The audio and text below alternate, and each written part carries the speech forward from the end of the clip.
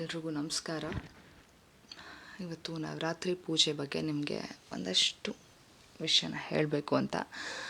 ಇಲ್ಲಿ ನಮ್ಮ ಮನೇಲಿ ಪದ್ಧತಿ ಇಲ್ಲ, ನಾವು ನವರಾತ್ರಿ ಪೂಜೆ ಮಾಡಲ್ಲ ಅನ್ನೋರು, ಮತ್ತು ನಾವು ಒಂದು ಸರಿನೂ ಮಾಡಿಲ್ಲ, ನಮ್ಗೆ ಯಾವ ರೀತಿಯ ಅದ್ರ ಬಗ್ಗೆ ಮಾಹಿತಿ ಇಲ್ಲ, ಹೆಂಗೆ ಮಾಡ್ಬೋದು ಅನ್ನೋರು ನಾನು ಹೇಳೋಕ್ಕೆ ಇಷ್ಟಪಡ್ತೀನಿ, ಅವ್ರಿಗೆ ಇದನ್ನು ಅರ್ಪಿಸೋಕ್ಕೆ ಇಷ್ಟಪಡ್ತೀನಿ.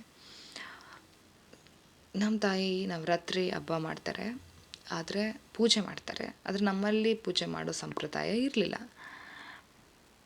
ಬರೀ ಆಯುಧ ಪೂಜೆಯನ್ನು ಮಾಡೋರಷ್ಟೆ. ಆದರೆ ಅವರು ಇದನ್ನು ಮಾಡೋಕ್ಕೆ ಕಾರಣ ಒಳ್ಳೆಯದು ಮಾಡಿ ಅಂತ ಕೆಲವ್ರು ಹೇಳೋದು, ಕೆಲವ್ರು ಮಾಡೋದನ್ನೆಲ್ಲ ನೋಡಿ ತಾನು ಮಾಡಬೇಕಂತ ಇಷ್ಟ. ದೇವರು ಪೂಜೆ ಮಾಡೋದಂದರೆ ಭಾಳ ಇಷ್ಟ ನಮ್ಮ ತಾಯಿಗೆ ಮೊದಲಿಂದನೂ. ಮಾಡೋಕ್ಕೆ ಶುರು ಮಾಡಿದ್ರು. ನಮ್ಮ ತಾಯಿ ಏನು ಮಾಡೋರಂದರೆ, ದೇವಿ ಮಹಾತ್ಮೆ ಅಂತ ಒಂದು ಪುಸ್ತಕ ಇದೆ, 20 ಅಧ್ಯಾಯಗಳಿರ್ತವೆ. ಅದನ್ನ ಓದೋದು. ನಿಮ್ಗೆ ಎಷ್ಟು ದಿನ ಸಿಗುತ್ತೆ ಅಷ್ಟು. ಈಗ ನೋಡಿ, ಮೊದಲ 5 ದಿನ ಮಾಡ್ಬೋದು, 3 ದಿನ ಮಾಡ್ಬೋದು, ಕಡೆ ಪಕ್ಷ 1 ದಿನ ಮಾಡ್ಬೋದು, 7 ದಿನ ಮಾಡ್ಬೋದು, 9 ದಿನ ಮಾಡ್ಬೋದು.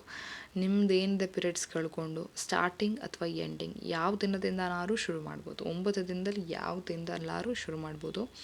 10ನೇ ದಿನದ ತನಕನೂ ನಮ್ಮ ತಾಯಿ ಓದೋರು. ಸಪೋಸ್ ಓದೋದು ಮುಗ್ದಿಲ್ಲ ಅಂದರೆ 9ನೇ ದಿನಕ್ಕೆ ಮುಗಿಸ್ಬೇಕು, 10ನೇ ದಿನಕ್ಕೆ ಹಬ್ಬ. ಆದರೆ ಅಲ್ಲಿ ಪೂಜೆ ಏನಿದೆ, ದಸರಾ ಮಹೋತ್ಸವ, ವಿಜಯದಶಮಿ ಶುರು ಆಗೋಕ್ಕೂ ಮುಂಚೆ ಮುಗಿಸಿ ಏನಾರು ಸ್ವಲ್ಪ ಉಳಿಸ್ಕೊಂಡಿದ್ರೆ ಮುಗಿಸಿ ದೇವ್ರು ಸಲ್ಲಿಸೋದು, ಈ ಥರ ಪೂಜೆ ಮಾಡಿ ದೇವ್ರನ್ನ ಸಲ್ಲಿಸೋದು ಇರ್ತಿತ್ತು ಆವತ್ತಿನ ದಿನ. ಇಷ್ಟು ಓದಿ ದೇವ್ರಿಗೆ ನವರಾತ್ರಿ ದಿನ ಓದಿದ್ರೆ ಅದೇ ಕಥೆಗಳನ್ನ ಅಮ್ಮಂದು ಅದು ಬಹಳನೇ ತಾಯಿದು ಮಹಾತ್ಮೆ ಗಳನ್ನ ಓದಿ ಅವ್ರಿಗೆ ಪುಷ್ಪಾರ್ಚನೆ ಮಾಡಿ ನೈವೇದ್ಯ ಸಲ್ಲಿಸಿ ಪುಷ್ಪಾಲಂಕಾರಗಳನ್ನ ಮಾಡಿದ್ರೆ ಭಾಳನೇ ಸಂತೋಷ. ನಮಗೆ ಏನೂ ಇಲ್ಲ ಗುರು, ಅಷ್ಟೊಂದು ನಾನು ತಂದು ಹಬ್ಬಗಳನ್ನೆಲ್ಲ ಮಾಡೋಕ್ಕೆ ನನ್ನ ಕೈಲಿ ಆಗಲ್ಲ ಅಂತ ಅಂದರೂ ಪರವಾಗಿಲ್ಲ. ಒಂದು ಪುಸ್ತಕ ಇರುತ್ತೆ ದೇವ್ರದ್ದು ಕತೆ, ದೇವ್ರ ಮಹಾತ್ಮೆದು, ಆ ಪುಸ್ತಕ ತೊಗೊಂಡು ಬನ್ನಿ. ಇನ್ನೇನು ಬೇಡ, ಏನು ಒಂದು ಅರಳು ಹೂವು ಇಡ್ಬೋದು ತಾನೆ, ಒಂದು ಅರಳು ಹೂವು ಇಡ್ಬೋದಲ್ವ, ಅದನ್ನಿಡಿ. ಪ್ರತಿದಿನ ಒಂದೊಂದು ಗೆಜ್ಜೆ ವಸ್ತ್ರ ಹಾಕೋದು. ಅಂದರೆ ಮೊದಲನೇ ದಿನ ಒಂದು ಹಾಕಿರ್ತೀರಿ, 2ನೇ ದಿನ ಇನ್ನೊಂದು, 3ನೇ ದಿನ ನಾವು ಎಷ್ಟು ದಿನ ಮಾಡ್ತೀವಿ ಅಷ್ಟು ದಿನ ಒಂದೊಂದು ಹಾಕಿ ದೇವರಿಗೆ ಸಂಕಲ್ಪ ಮಾಡಿ ಪೂಜೆ ಮಾಡಿ ಅಷ್ಟೇ. ಕೈಯಲ್ಲಿ ಅಕ್ಷತೆ ಇಟ್ಕೊಂಡು ಓದಿ ಒಂದು ಅಧ್ಯಾಯ ಮುಗಿದ ಮೇಲೆ, ಆಮೇಲೆ ಅಧ್ಯಾಯ ಮುಗಿದ ಮೇಲೆ ದೇವರಿಗೆ ಅಕ್ಷತೆನ ಸಮರ್ಪಣೆ ಮಾಡಿ. ಇಷ್ಟು ಮಾಡಿದ್ರೂ ಸಾಕು. ಅಥವಾ ದೇವಿ ಇನ್ನೂ ಎಷ್ಟೊಂದು ಸ್ತೋತ್ರಗಳಿರ್ತವೆ, ಲಲಿತಾ ಸಹಸ್ರನಾಮ ಪಠನೆ ಮಾಡ್ಬೋದು, ಅಥವಾ ಇನ್ನು ದುರ್ಗಾಷ್ಟೋತ್ತರ ಮಾಡ್ಬೋದು, ದುರ್ಗಾ ಸಪ್ತಶತಿ ಮಾಡ್ಬೋದು. ಇಲ್ಲ ಅಂದರೆ ನಿಮಗೆ ಏನೂ ಆಗಲ್ಲ ಅಂದರೆ ಒಟ್ಟಿನಲ್ಲಿ ಶುರು ಮಾಡಬೇಕು ಅಂತ ನಿಮ್ಮಲ್ಲಿ ಆಸೆ ಇದ್ದರೆ ನೀವು ಹೆಂಗಾರು ಮಾಡ್ಬೋದು. ಪ್ರತಿದಿನ ಲಲಿತಾ ಸಹಸ್ರನಾಮ ಓದಿ ನೀವು ಒಂದು 6:30-7 ಗಂಟೆ ಅಷ್ಟೊತ್ತಿಗೆ. ಅಷ್ಟು ಮಾಡಿದ್ರೇ ನಿಮಗೆ ಎಷ್ಟೋ ಪುಣ್ಯ ಸಿಗುತ್ತೆ ಖಂಡಿತವಾಗ್ಲೂ. ಮಡಿಯಾಗಿ ಸ್ನಾನ ಮಾಡಬೇಕು, ದೇವ್ರದ್ದು ಮನೆ ಮೊದಲನೇ ದಿನ ಕ್ಲೀನ್ ಮಾಡ್ಕೊತಿರಲ್ಲ, ಮಾಡಿ ದುರ್ಗೆ ಅಮ್ಮಂದು ಒಂದು ಫೋಟೋ ಇಡಬೇಕು, ಅಥವಾ ವಿಗ್ರಹ ಇಡ್ಬೋದು, ಏನಾದ್ರು ಇಡ್ಬೋದು.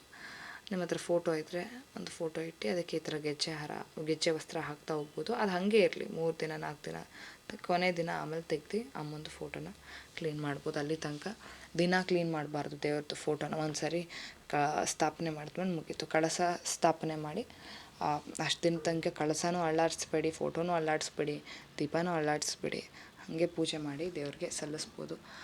ತುಂಬಾ ಒಳ್ಳೆಯದಾಗತ್ತೆ.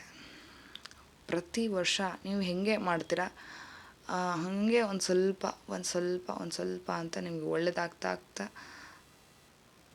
ಹೆಚ್ಚೋಕ್ಲೋದು ಅಂತಾರಲ್ಲ, ಪ್ರತಿ ವರ್ಷವೂ ಒಂದೊಂದು ಸ್ಟೆಪ್ ಹೋಗ್ಬೋದು. ಅದು ನಮ್ಮ ಭಕ್ತಿ ಮತ್ತು ನಮ್ಮ ಆತ್ಮಶುದ್ಧಿ. ಭಗವಂತ ನನಗಿಂತ ಪೂಜೆ ಮಾಡು ಅಂತಲೇ ಏನೂ ಹೇಳಿಲ್ಲ, ಆದರೆ ಪೂಜೆ ಮಾಡಿದ ತಕ್ಷಣ ಒಳ್ಳೆಯದಾಗುತ್ತಾ ಅನ್ನೋದು ಕೇಳ್ತಾರೆ. ಆದರೆ ಏನಂದರೆ, ಯಾರು ಏನೂ ಮಾಡಲ್ಲ ಪೂಜೆನ, ಅಂಥವ್ರಿಗೂ ಭಗವಂತ ಒಳ್ಳೇದು ಮಾಡ್ತಾನೆ. ಯಾವಾಗ ಅವ್ರ ಮನಸ್ಸು ಚೆನ್ನಾಗಿದ್ದಾಗ, ಅವ್ರು ಒಳ್ಳೆ ಕೆಲಸದಲ್ಲಿದ್ದಾಗ, ಇನ್ನೊಬ್ರಿಗೆ ನೋವು ಮಾಡದಿದ್ದಾಗ, ಕೆಟ್ಟದ್ದು ಬಯಸ್ದಿದ್ದಾಗ.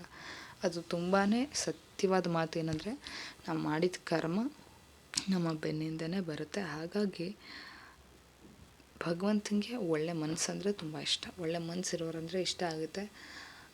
ನಮ್ಮಲ್ಲಿ ಇನ್ನೊಬ್ರಿಗೆ ಕೆಟ್ಟದ್ದು ಬಯಸ್ಕೊಂಡು ಅದನ್ನು ಆಸೆ ಇಟ್ಕೊಂಡು ಯಾರು ಪೂಜೆ ಮಾಡಬೇಡಿ. ಆಮೇಲೆ ನಿಮ್ಗೆ ಏನಾದ್ರು ಬೇಕಾದರೆ ಕೇಳಿಕೊಂಡು ಈ ಕಾರಣಕ್ಕೋಸ್ಕರ ಅಂತ ಕೇಳಿ ಪೂಜೆ ಮಾಡ್ಬೋದು. ಭಗವಂತನ ಹತ್ರ ಕೇಳ್ಬೇಕಾದ್ರೆ ಕೊಟ್ಬಿಡಪ್ಪ ಪ್ರೆಷರು ಈ ಥರ ಎಲ್ಲ ಮಾಡಬೇಡಿ. ಸರಳವಾಗಿ ಭಗವಂತ ನನ್ನ ಮನಸ್ಸಲ್ಲಿ ಈ ಥರ ಇದೆ, ಇದು ಆಗತ್ತೆ, ಆಗಲಿ ಅಂತ ನನ್ನ ಭಾವನೆ ಈಡೇರಿಸ್ಕೊಡಿ ಅಂತ ಕೇಳ್ಕೊಳ್ಳೋಂಗೆ ಕೇಳಿಕೊಂಡು ಪೂಜೆನ ಮಾಡಿ. ಏನೂ ಕೇಳ್ದೆ ನಿನ್ನ ಆಶೀರ್ವಾದ ಇದ್ದರೆ ಸಾಕು ಅಂತ ಪೂಜೆ ಮಾಡಿದ್ರೆ ಇನ್ನೂ ಸಂತೋಷ ಅವ್ರಿಗೆ, ಅಂದರೆ ಇನ್ನೂ ಖುಷಿ ಆಗುತ್ತೆ. ಈಗ ನನ್ನ ಹತ್ರ ಅದಕ್ಕೆ ಏನೂ ಕೇಳ್ತಾ ಇಲ್ಲ, ನನಗೆ ಪೂಜೆ ಮಾಡ್ತಾಯಿದೆ ಅಂದರೆ ಭಗವಂತನಿಗೆ ಏನು ಅನಿಸುತ್ತೆ, ಕೊಡಬೇಕು, ಚೆನ್ನಾಗಿರೋದೇ ಕೊಡ್ತಾರೆ, ಇನ್ನೂ ಒಳ್ಳೆಯದೇ ಕೊಡ್ತಾರೆ, ನಮಗೇನು ಸರಿಯಾಗಿರುತ್ತೆ ಅದನ್ನೇ ಕೊಡ್ತಾರೆ. ಅದು ಅವರವರ ಭಾವಕ್ಕೆ ಬಿಟ್ಟಿದ್ದು. ಆದರೆ ಶುದ್ಧ ಮನಸ್ಸು ಮುಖ್ಯ. ಅದಾದಮೇಲೆ ಎಷ್ಟಾಗುತ್ತೆ ಅಷ್ಟು ಮಡಿ ಮಾಡಿಕೊಂಡು ಪೂಜೆನ ಮಾಡಿ. ಎಷ್ಟು ದಿನ ಆಗುತ್ತೆ ಅಷ್ಟು ದಿನ ಮಾಡಿ. ಇಲ್ಲ ಕೊನೆ ಪಕ್ಷ ನನಗೆ ಆಗೋದೇ ಇಲ್ಲಪ್ಪ ಅಂದರೆ ಒಂದು ದಿನನಾದ್ರು ಮಾಡಿ. ಒಂದು ದಿನ ಲಲಿತಾ ಸಹಸ್ರನಾಮ ಬುಕ್ ತೊಗೊಂಡು ಬನ್ನಿ, ಪುಸ್ತಕದ ಇಟ್ಕೊಂಡು ಓದಿ. ದ್ವಿತೀಯೋಧ್ಯಾಯ ಅಂತ ಹೇಳಿ ಬರುತ್ತೆ, ಓದಿ ಮುಗಿಸ್ಕೊಳ್ಳಿ. ಅಷ್ಟು ಮಾಡಿದ್ರೆ ನಿಮಗೆ ಲಲಿತಾ ಸಹಸ್ರನಾಮ ಪ್ರತಿದಿನ ಪಠನೆ ಮಾಡಿದ್ರು ಅಥವಾ ಶುಕ್ರವಾರ ಪಠನೆ ಮಾಡಿದ್ರು ತುಂಬಾ ಒಳ್ಳೆಯದು. One of the best remedies. ನೀವು ಬೇಕಾದ್ರೆ ಮಾಡ್ತಾ ಹೋಗಿ. ಯಾರು ನಂಬಲ್ಲ ದೇವರು ಹಂಗೆ ಹಿಂಗೆ ಅಂತ ಅನ್ನೋರು ನಿಮಗೆ ಭಗವಂತ ತೋರಿಸ್ತಾರೆ. ಆದರೆ ಒಳ್ಳೆ ಮನಸ್ಸಿರಬೇಕು, ಅಹಂಕಾರ ಇರಬಾರ್ದು. ಭಗವಂತನ ಮುಂದೆ ಏನು ಅಂತ ಎಲ್ಲ ಇಲ್ಲದೆ ವಿನಮ್ರ ಭಾವದಿಂದ ಭಗವಂತನ ನಂಬಿ ಭಕ್ತಿಯಿಂದ ಶುದ್ಧಿಯಿಂದ ಮನಸ್ಸು ಶುದ್ಧಿ ಇಟ್ಕೊಂಡು ಮುಖ್ಯವಾಗಿ ಮಾಡಬೇಕು. ಖಂಡಿತ ಭಗವಂತ ಒಳ್ಳೇದು ಮಾಡೇ ಮಾಡ್ತಾರೆ. ಧನ್ಯವಾದಗಳು.